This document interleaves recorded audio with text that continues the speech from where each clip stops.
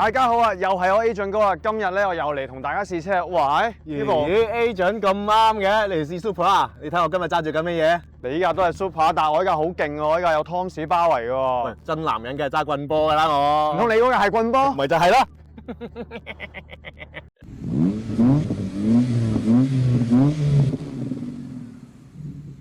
大家好啊，歡迎嚟到真男人嘅頻道。咁今日咧就有我同埋 Sunny。咁今日我就帶咗一部 Tom's 嘅 Complete Car Supra 過嚟，咁就試下。一直咧其實我都好想試下 Supra 嘅。咁呢個活動咧我都係等咗好耐先安排到啊。咁好似 Sunny 你都帶咗一部 Supra 嚟俾我喎。冇錯，喺我身後邊咧係一部白色好簡約嘅 Supra。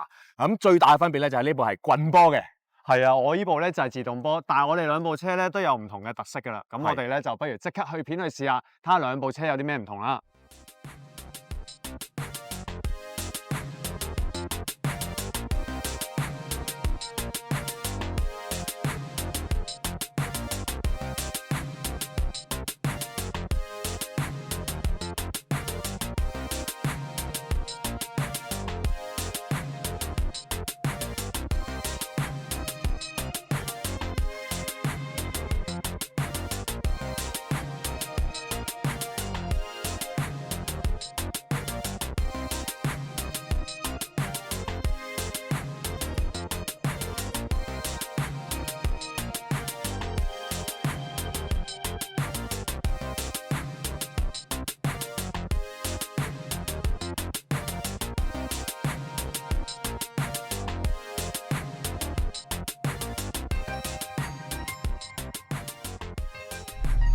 好啦，終於可以揸到 Supra 啦我。係喎，試到你夢寐以求嘅其中一部車喎。係啊，係啊。不過揸上去嗰啲聲真係幾寶馬嘅，係個聲。但係我哋要記得 Supra 嘅重點就係佢嘅 handling。OK。係啊，同寶馬嘅調教係會唔同嘅應該。OK。哇，咁呢架車套避震幾好喎。好似係 KW 嚟。係啊，都幾硬朗啊。係啊，幾硬朗，同埋冇雜聲。但係車主好似話已經係將嗰個調教咧調翻高少少、冧少少，適合翻我香港嘅道路去駕駛嘅。因為佢頭先話原本個設定係喺日本嗰度做設定㗎嘛，咁佢翻到嚟香港之後，自己教得一個比較適合自己喺日常馬路度使用嘅一個模式啊。係啊，因為佢呢架車係 Tom's 嘅 Complete Car 嚟嘅。係啊，咁佢成架咧基本上都係用咗 Tom's 嘅套件，包括包圍啦、拎啦、迫力啦，同埋避震。即係避震咧，雖然話係 KW， 但係佢都係 Tom's crossover 嘅。不過佢哋依家好似已經係轉咗另外一個品牌㗎啦。其實好多其他嘢，引擎艙入邊啊，甚至車底啊、車尾啊，都好多嗰啲硬啊，硬到好實啊。咁啊，仲有一個 wide body 啦，我相信如果喺外邊見到呢架車嘅朋友，一定唔會話錯過到啊，好吸睛啊！因為咧，我淨係揸過原裝 Supra 嘅，我都係原裝 Supra 同埋呢一個咧，即係我就咁依家揸咗2分鐘啦，嗰個感覺都已經好唔一樣喎，好似將佢本身已經頗為直接嘅操控咧，再上咗一層樓啊！我覺得佢依家比起之前，好似仲直接咗，係嘛？好穩定喎，就算咁樣揸到。馬力上面應該都係有啲提升嘅，因為個電腦都係喺日本嗰度做咗一啲調教先至翻嚟嘅喎。係啊，冇錯啊，同埋聽佢哋講咧，呢個 turbo 都係唔同咗，但我就咁揸咧，又覺得佢冇乜 turbo 叻，好定啊部車，快得嚟好定，即係好順同埋好定。可能嗰啲尾翼啊係有幫助，因為原裝嘅 Supra 咧，我印象中係冇咁定㗎。原裝嘅 Supra 咧就真係似寶馬嘅，比較佢冧少少啦。但佢唔係 M 車咯，唔係寶馬嘅 M 車咁硬朗，係冧少少 body roll 會多少少，或者踩油嗰陣時個咩車尾會 squat 得多少少嘅。而家揸上嚟，我睇你揸咧就好硬朗啊，硬朗少少。但係硬朗得嚟，佢又舒適喎，係咪啊？硬朗得嚟都舒適嘅，冇上次嗰部 2Z4 咁蹬咯，慢嗰陣時。嗰部就雜聲多啲咯。但係即係成個柔韌性好似呢個再舒服咗少少。咁 KW 地避震就唔會太硬嘅，同埋始終個車架嗰個設計都相差咗10幾年。係啊，我10幾年相差2代㗎啦。喺車架嗰個研發嗰度其實係可以爭好遠嘅。不過咧，頭先我就係仲係用緊呢個 Comfort Mode 啫，所以咧佢話呢部車而家係有460匹嘅，加埋其實個 turbo 都換咗嘅。OK。咁就所有 cooling 嘢咧都係用 CSF 咁就水箱啊、intercooler 都換晒㗎啦。等我試下開個 sport mode 先，開咗個 sport mode。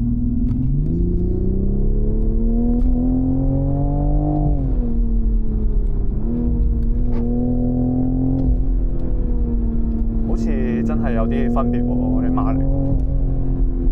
哇，同埋反應好快喎，好跟腳。一啲都唔似 turbo 車啊！冇乜 turbo lag 喎，真係，但好準確啊嗰個軚，同埋個車尾咧嗰個反應好跟手啊！我又冇想象中咁難揸喎，係嘛？架車闊咗好多㗎喎。係啊，但係完全冇想象中咁難揸喎。即係可能會以為佢會頓啲啊。而家你咁樣換咗個 sport mode 去揸咧，就覺得有少少似改裝車啦，係咪啊 feel 到有少少就係改裝車嘅感覺啦。頭先 Eco Mode 就好似真係一架買餸咯，一個 OEM Plus 嘅原裝車啦。頭先而家真係似一架改裝車。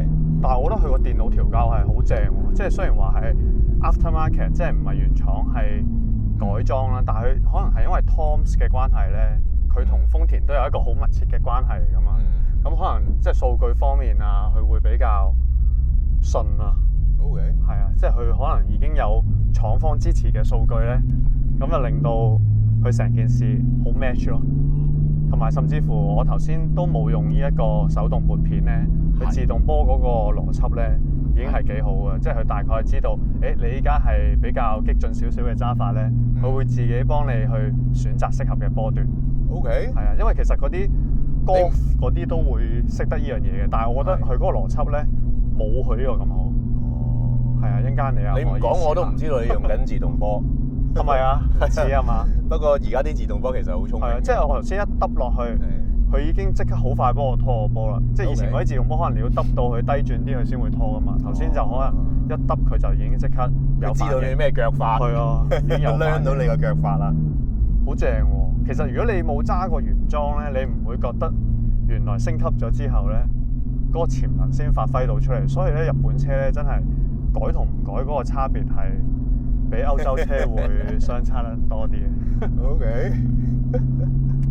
同埋佢嗰個防滑咧都幾安全，即係咧我唔知你有冇試過一上車你就要熄晒啲防滑渣嗰類人，跟住嗰啲人咧就可能會話：我驚個防滑揸下着嗰陣時咧會影響我救車啊，架車有咩事嗰陣時候救唔到車係俾唔到油啊，但係呢個唔會嘅。頭先佢有着過防滑一兩次嘅，但係都 feel 到佢係唔係 cut 晒你咯，可能係 cut 40%左右咯。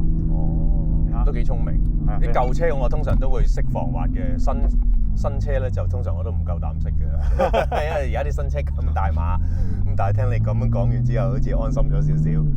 同埋佢用20寸鈴咧，我都唔覺得佢鈍啊！呢套其實係20寸鈴嚟㗎。OK。係啊，再加埋Fan 嘅 AD09咧，幾有信心。佢俾你嗰個回饋都夠。嗱，呢啲長嘅彎咧就有少少 roll， 但係我覺得都可以接受。少少 roll 啱我啊！我中意啲車多少少 roll 啊，因為我而家揸車渣咧，所以有多啲 body roll 咧，俾到多啲我嘅信心啊，俾到多少少嘅車胎嘅感覺我啊。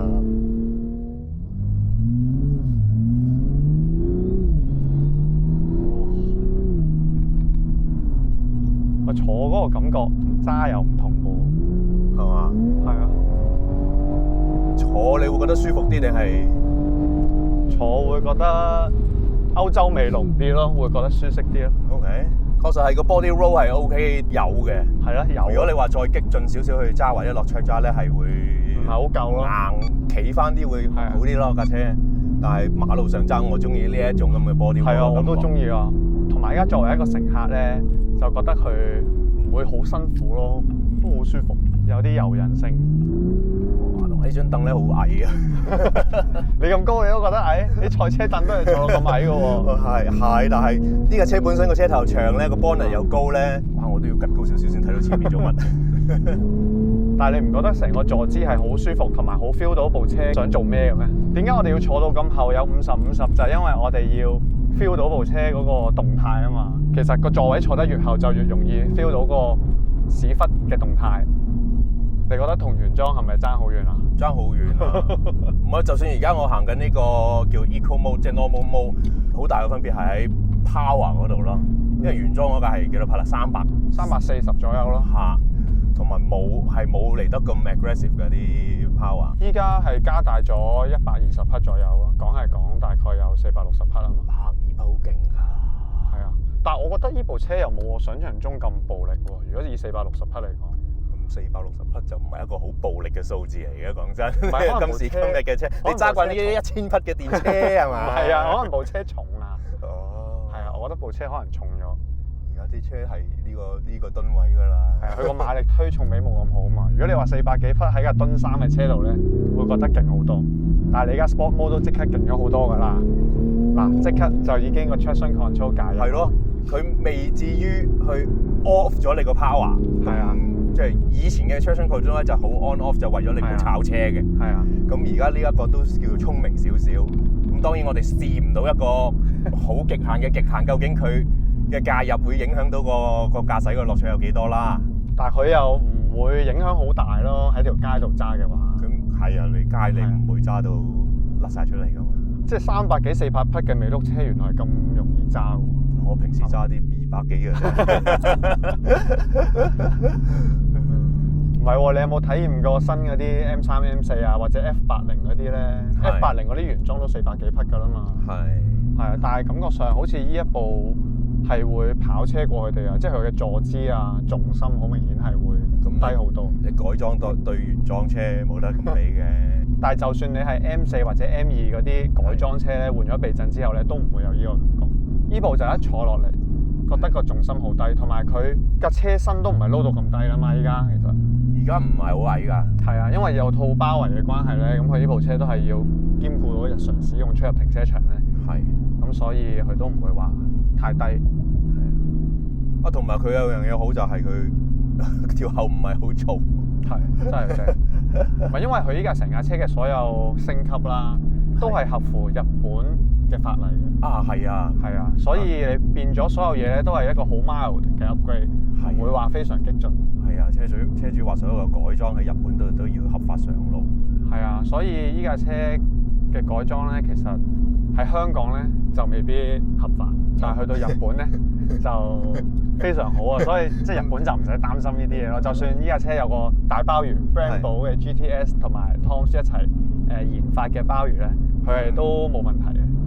個臂力得唔得？臂力冇問題啊！係啊，好線性我頭先揸我都覺得，唔會話一嚟就即刻好硬啊嚇親嗰種感覺。呢架車限量幾多價話？即係佢嗰度拋圍嘅套件啊，嗰啲升級嘅套裝 Toms 係好似話90個100架都唔夠。係啊，依架係第4架。第4架。係啊，因為依架嗰啲套件咧 ，wide body 你冇得同佢單獨買翻嚟，自己去出邊啲車房裝，佢唔俾嘅。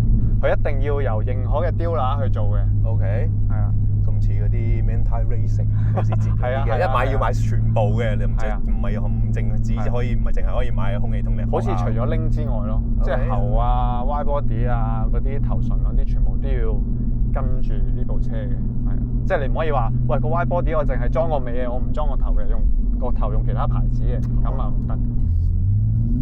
咁你會唔會覺得呢部車好寶馬？佢都有少少揸落都係有少少寶馬 feel 嘅。但我又覺得同 M 車有少少唔同，佢都仲係有少少 GT 嘅影子咯，我覺得。即係個底盤調校方面，同一般嘅 M 車有啲唔同，係嘛？係有啲唔同嘅。係啊，我都覺得係，即係我揸 M 車唔會有呢一個底盤感覺嘅。係啊，即係而家仲係一個處於一個好舒服嘅狀態㗎，我覺得。不過要睇下佢，如果真係呢架車有機會落去珠海啊，或者去邊度 circuit 做時間，可以睇下佢喺快揸。其實快揸同慢揸嘅 handling 係可以好唔同嘅。有啲車可能你慢揸嗰陣時候感覺佢好 agile 好敏捷，但係去到賽車場嗰陣時，哇原來好推頭或者好甩尾都唔定嘅，咁所以真係如果要試嘅話，我覺得喺街度都要試，喺賽車場都要試。明白。但係嗰副機器嗰啲輸出咧，我就覺得好寶馬啦。但係如果講底盤嘅調校咧，我覺得佢近翻豐田嘅嘢喎。OK。係啊，即係我覺得佢嘅底盤就係豐田，動力就係寶馬。因為如果佢唔係咁樣做一架 Super 出嚟咧，佢做唔到一部咁嘅車出嚟嘅，因為豐田冇呢啲機器啊嘛。係，佢一定係要同人哋一齊搞㗎啦，當年。咁所以佢嗰個底盤咧都係主張翻有佢自己嘅調校風格咯。係啊。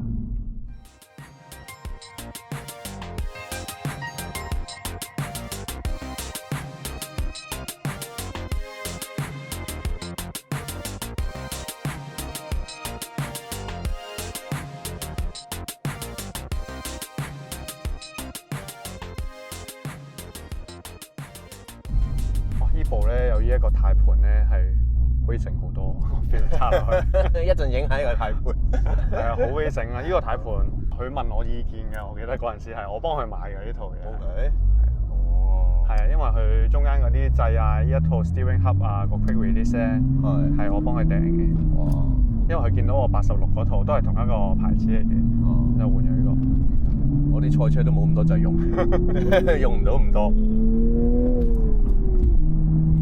呢架車有啲咩好大嘅分別咧？除咗棍波之外，電腦嗰方面係咪原裝嘅？呢架車係原裝嘅電腦方面。OK。但係咧換咗個細軚咧，會敏感咗啊架車，有啲神經質啊！依家有少少，好似扭好少架車會扯咗入去咁啊！一陣間你試下睇下係咪會有呢一個感覺？因為頭先啱啱揸完嗰架原裝咧，變到跳到上嚟就會有少少呢個感覺。咁你車手嚟㗎嘛？你會調節㗎嘛？但我唔中意啲太敏感嘅車嘅，即係唐太太快嗰啲車，例如458同埋嗰部 Alpha 嗰部 Quattrofoglio 咧 GTAM， 哇！嗰部真係你有冇揸過啊？我揸過啊！係咪有啲神經質啊？嗰個軚盤係啊，係啊，唔得㗎，四葉草啊嘛，係啊。依家就會有少少偏向咗嗰種感覺，但係就未到嗰啲咁嚴重嘅。不過原裝嗰個馬力真係爭好遠啊！較 Eco Mode 咧係完全冇激情啊 ，normal 嘅模式，唔係唔想揸，不過佢個感覺有啲似嗰啲 Fair Lady 啊350Z 嗰種 NA 嗰種感覺啊，就變到你當佢一個原裝車咁揸咯。而家我哋應該試咗呢架線啊嘛，頭先係嘛？但係兩套避震好似都係 KW 嚟嘅，係就未去到 Club Sport 咁樣嘅質素。一行街唔使去 Club Sport 啦。係啊，但係呢一套嘅調教好似係仲腍啲啊，我就咁試就。我感覺到架車冇咁跳嘅。係啊，係腍少少。係啊，睇下你揸快啲係咪？依家我就用咗 Sport Mode 咯。哦，呢種就係原裝 Power 嘅感覺啦。其實都唔係慢喎，原裝 Power 都 OK 喎，一定要用 Sport Mode 咯，唔用 Sport Mode 唔得。哇！但係不得不慨嘆，佢嗰個自動波真係好順。棍波咧一上到嚟咧，即係覺得自己冇咁順，同埋嗰個動力銜接冇咁直接啊。會有嗰個動力流失，好似會多啲咁。咁你6速同呢個7速啊，定8速啊？8速啊，好似係啊，8速啊！哇，真係波牙都唔同。係啊，自動波真係會快啲。所以要快嘅話，而家冇計㗎啦，啲都係自動波㗎啦。嗰個8AT 好勁，哇！好難選擇喎咁樣。我唔使選擇，我一定係棍波。你一定係棍波，但係依碌棍佢個波的又有啲細，手感咧又冇 BRZ 啊、掃把佬或者 S1000嗰隻咁好喎。嗰個行程係其實就好寶馬咯，呢一支波棍，佢唔係豐田嘅波棍咯。咁你寶馬嘅波棍不嬲個手感都唔係話好好嘅。但係呢一樣嘢我又覺得唔係影響駕駛嘅速度，純粹真係一個手感嚟喎。除非真係衰到轉唔到波，影響你轉波嘅速度啫。即係嚿牛扒唔係唔好食，但係佢韌得嚟咧都係好食嘅。有啲人就中意食腍啲嘅牛扒，有啲人中意食有咬口嘅牛扒。起碼唔會食到你肚屙，但係最緊要都係唔好肚屙，同埋都係要有肉味，咁就為止係一部好車啦，係嘛？咁我肯定係中意食啲腍少少嘅，我太韌嗰啲咧我搞唔掂。同埋呢部感覺上冇頭先嗰部咁穩定，轉彎冇咁定，唔知係咪真係套 wide body 有啲影響？wide body 連帶架車個 track width 都會闊翻少少㗎。係咯，即係換咗一啲 offset ET 值比較低少少嘅 link 咧，對於呢一架車嘅穩定性咧，都真係有幾大嘅影響。依家我揸依架咧，個感覺上就會似翻多少少原裝 Supra 嗰種感覺。原裝 Supra、原裝寶馬嘅感覺咯。係啊，冇頭先嗰架咁定啊，我覺得。一陣間你試下睇下我講得啱唔啱。同埋咧，佢呢個棍波咧，一轉咗落去，即係2波轉3波或者入4波咧，佢轉數跌好多啊。係啊，冇嗰個自動波咧咁密啊。係啊，但係哇個軚盤我冇諗過嗰個分別係咁大。照計個軚盤唔會影響你嗰個 ratio 㗎。係唔會影響嘅，但係啲軚盤太細咧，我唔中意嘅我自己。我自己多數最細我都要350，我唔中意用330嗰啲。但係佢做爭子啊嗰啲位其實都幾舒服嘅，個油門嗰啲位。呢架車係舒服過頭先嗰部。係啊，係啊。但係頭先嗰部就真係會穩啲，可能嗰個避震又硬身少少咧。但係咧，即係用咗啲唐太咧，我個修正要多啲啊。頭先揸嗰部車咧，完全係唔需要修正啲彎，因為頭先部車穩啲啊嘛。係，唔係唐太嗰個 ratio 真係原裝軚盤會舒服啲。即係以前我哋細個改車咧，咪好中意換軚盤嘅。我依家嗰啲車都係原裝軚環嘅，好多時都係咪一個年紀大嘅跡象咧？已經呢個原裝迫力明顯冇頭先嗰部咁好。頭先嗰部咧係好線性，越俾越有嘅。呢個咧就當你以為佢仲會硬啲嘅時候咧，佢又原來已經冇啦。係啦，原來已經冇。所以個迫力都即係佢又唔會唔夠收嘅，不過換咗就信心好啲咯。咁我諗玩車嘅朋友好多都頭幾樣嘢都會搞個迫力先㗎啦。你見到原裝迫力，其實可能換迫力皮已經夠㗎啦。迫力皮都係嘅。係啊，迫力皮已經夠㗎啦。而家新車好多嘅迫力，你換套胎換到迫力皮已經夠你玩一輪先。好，有冇自動保油嗰啲㗎？我頭先冇用到。係嘛？咁你冇用，我都冇理由用。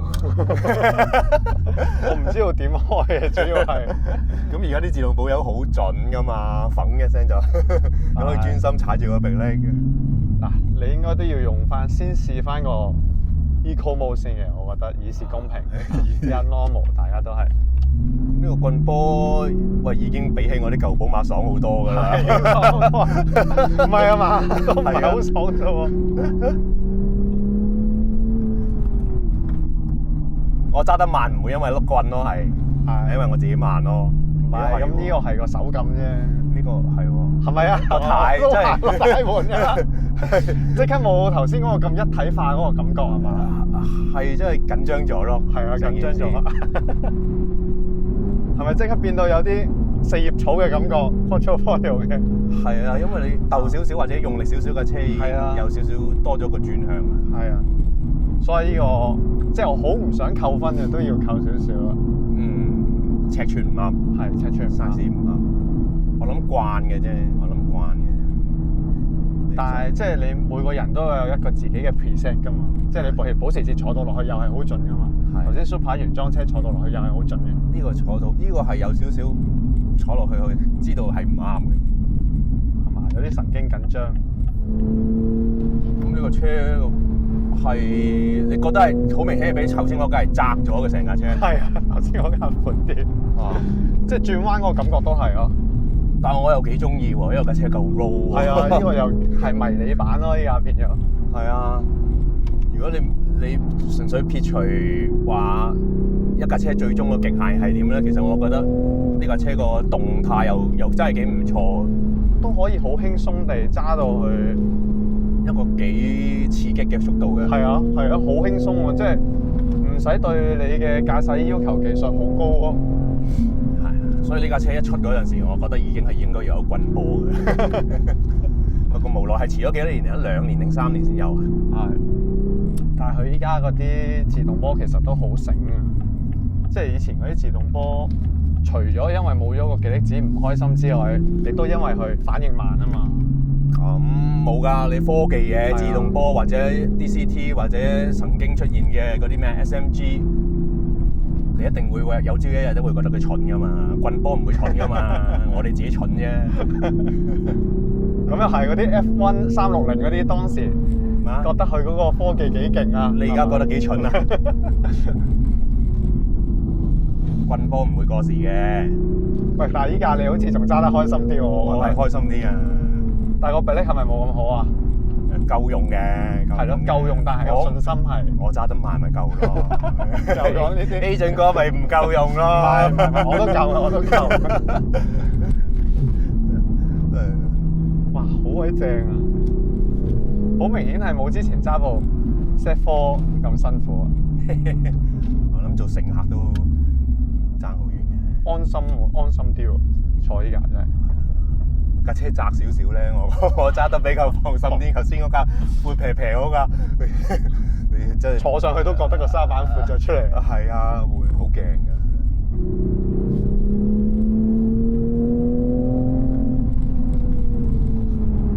咁原裝馬力其實都夠啊，我覺得夠喺日常呢啲馬路度使用，我覺得好好。你話即係當然你個六前速。手動個波牙係會控接得比較疏少少，但係你揸開啲疏嘢，我揸開啲疏嘢，再 NA 再疏嘢，咁你而家你有個 turbo， 其實低扭佢都有 Q 到有少少力噶嘛，唔係完全。同埋真係值得一讚，即係呢個 turbo 係真係唔似 turbo 咯，或者而家所有好大部分嘅 turbo 車都唔係好多叻㗎。係啊，好線性咯。但係依架車我一定係要改裝啊，買翻嚟，即係點都換咗套避震同呔鈴，最低限度。要嘅，改咗 handling 嘅嘢先啦。同埋佢20寸呔鈴都唔覺佢20寸喎，講真，我覺得揸落係咪啊？即係似18寸咯，我覺得唔知點解。證明而家啲車嘅避震係啊，即係可以設計到比大鈴用都唔會係好鈍咯，我覺得架車。你會覺得用咩尺寸嘅鈴會好啲咧？18。19，我都係睇買到咩胎嚟去決定嘅咋。我都係中意揸唔闊㗎啦。係啊，我都係中意大鈴嘅，因為呢啲車嘅車身咁大，你用18寸其實唔係咁好睇嘅，我自己覺得。係。即係如果純性能就肯定係18寸啦，因為你見到啲 GT4 賽車全部都係行18寸。係。但係如果行街，可能我都係會揀翻20喎，因為20有咁樣嘅表現，其實我覺得接受到。係啊，我收晒貨㗎啦。同埋依家有啲高性能嘅胎都已經係有出20寸㗎啦嘛。所以路上改車外觀都係好重要。係啊，我都係睇樣行先嗰啲人。係嘛，性能同外觀都要兼顧嘅。同埋錢咯。好啦，咁啱啱咧，我同埋新年咧就試完呢兩部車啦。喂，新年啊，你覺得邊一部車你會中意多啲啊？我中意白色呢部嘅，因為呢部咧比較貼近原裝車。我本身係中意原裝車啦，但係佢原裝車咧確實係會 body roll 會多少少嘅。但係呢部咧改裝完呢個避震之後咧，再加埋呢個6速棍波咧，啱晒我心水嘅。咁我就自己可能會中意灰色呢部多啲喎。咁點解咧？因為我覺得佢加闊咗個車身咧，有 wide body，啲呔鈴壓出咗咧，就會穩定啲，同埋佢嘅馬力都大啲。咁我覺得原裝呢個馬力其實喺香港日用咧都係足夠嘅，但係久唔久有啲激情咧，我都可能係會中意灰色呢部多啲。總唔知就各有各好咯，我覺得。觀眾們，你哋會選擇邊部車咧？咁啊留言同我講啦。